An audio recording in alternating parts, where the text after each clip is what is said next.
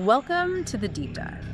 Today we're looking into, well, a really unsettling modern mystery, one that's gripped online communities for, over a decade now. We're talking about the Cecil Hotel, right, in downtown LA. Exactly, just the name Cecil Hotel, it kind of conjures up these macabre images, doesn't it? It really does, and it's not just folklore.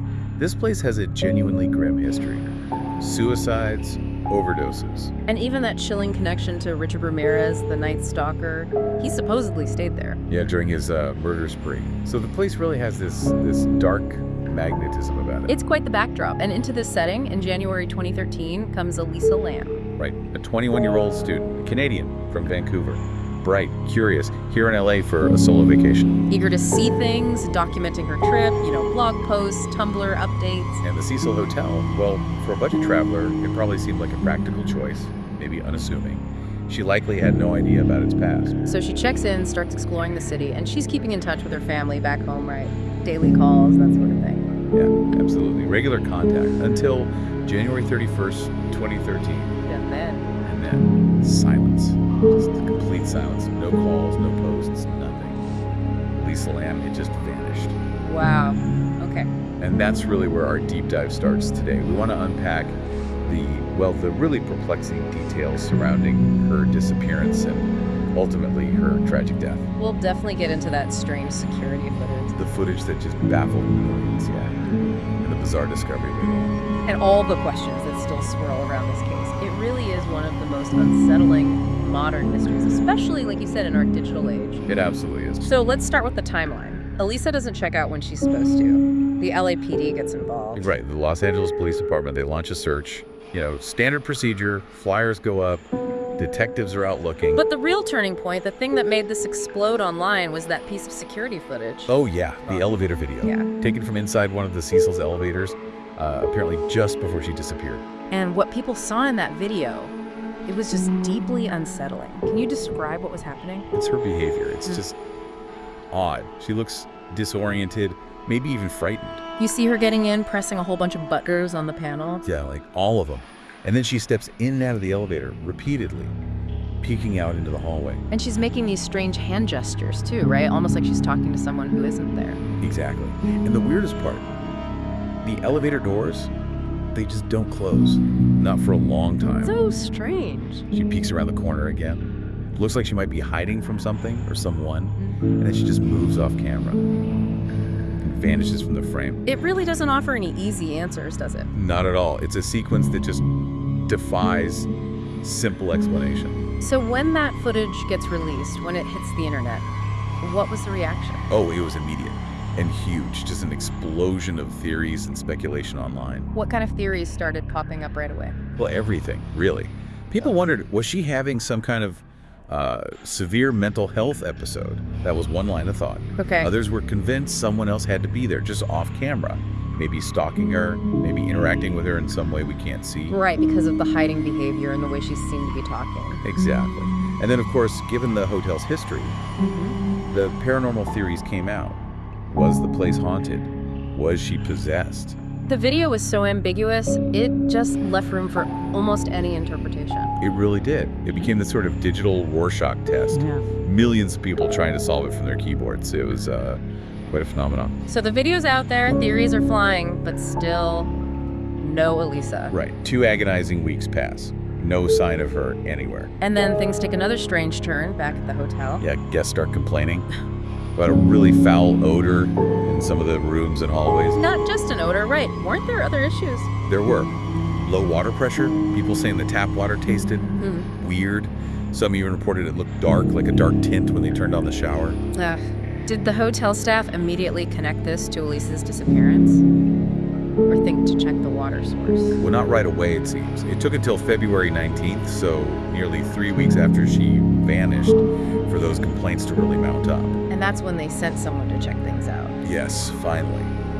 A hotel maintenance worker went up to the roof to check the water tanks. They needed to find the source of these growing problems. And the discovery he made, it just sent shockwaves everywhere. Absolutely horrifying.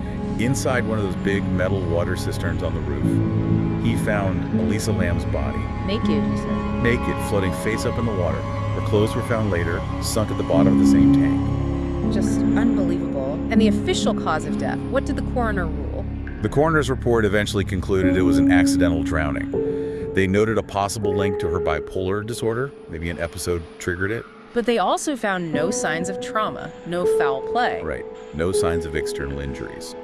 And the toxicology was significant too. No illegal drugs, no alcohol in her system.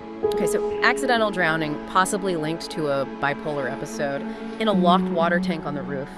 After that bizarre elevator video. Yeah. You can see why people weren't buying it. That explanation just didn't sit right with so many people following the case. Exactly. That official ruling, it just left way too many gaps, too many unanswered questions for the public, especially all those online sleuths who'd become obsessed with the case. What were the biggest sticking points, the main questions people had? Well, the biggest one was access. How did Elisa, a hotel guest, even get onto the roofs in the first place? It was supposed to be locked, alarmed. And assuming she somehow did get up there, how did she get into one of those massive water tanks? Right, those cisterns are large, they're heavy, they usually have heavy lids that aren't easy to open or close from the inside. Getting in there, especially alone, seemed incredibly difficult, if not impossible for someone slight like her. It wasn't like she could just fall in accidentally. Not at all. It would have required real effort. And then, how did the lid get closed again if she was inside? And that brings up another point. Why didn't hotel staff check those tanks sooner? You mentioned the roof was accessible to maintenance. Exactly. Given the water complaints, the smell, the taste, the color checking the water source, the tanks on the roof, seems like a pretty logical first step. Why the delay? That delay became a huge point of suspicion for many people. Absolutely. And then people went back to the elevator video itself, scrutinizing it again. Were there claims about the video being altered? Oh yeah, lots of claims. Some people insisted it had been edited, maybe slowed down in parts.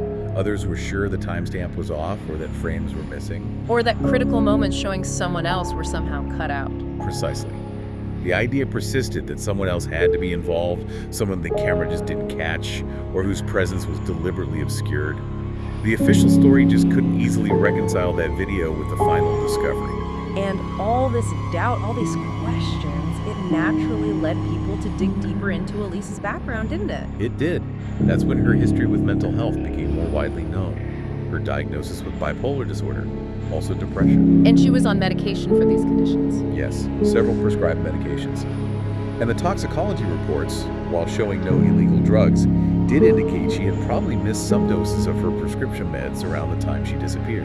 Which feeds back into the coroner's suggestion of a possible bipolar episode contributing to the drowning. Right. It brought this central question right to the surface. Could her mental health challenges, perhaps exacerbated by missed medication, truly explain everything?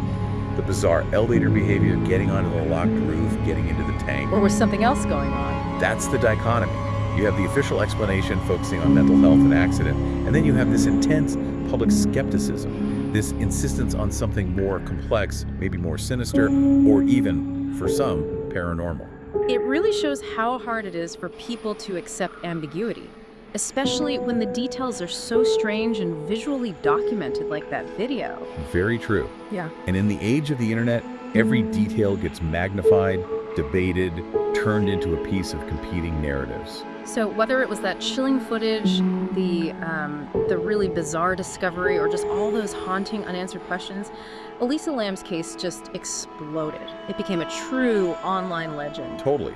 YouTube just filled up with videos analyzing the elevator footage frame by frame, exploring every possible theory. People made maps of the hotel, timelines. And Netflix even did a whole documentary series about it, right? They did, which brought it to an even wider audience years after it happened. And the Cecil Hotel itself, I mean, its reputation was already dark, but this added a whole new layer. Absolutely. It wasn't just about its grim past anymore. It became infamous for this modern digital age ghost story, this unsolved riddle that people felt they could participate in solving. Why do you think this particular case resonated so deeply, becoming such a persistent online phenomenon? I think it's a combination of things. The visual evidence that elevator video is just inherently compelling and disturbing. And there's the location, the Cecil's history, and importantly, the mystery itself.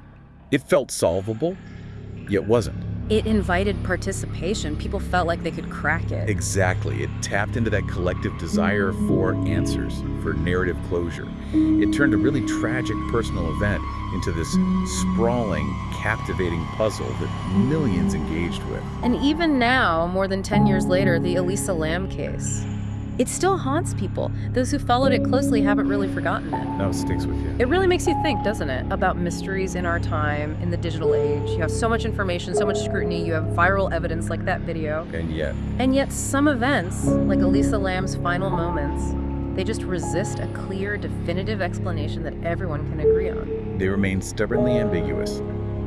Maybe the most profound thing this case shows us is something about ourselves. How so? Our collective fascination with the dark, the unexplained, our deep need for certainty, for answers, and maybe how easily in this online world verifiable facts can get tangled up with or even overshadowed by compelling stories, by digital folklore. Even if it's ultimately unproven, it's a haunting thought to leave people with.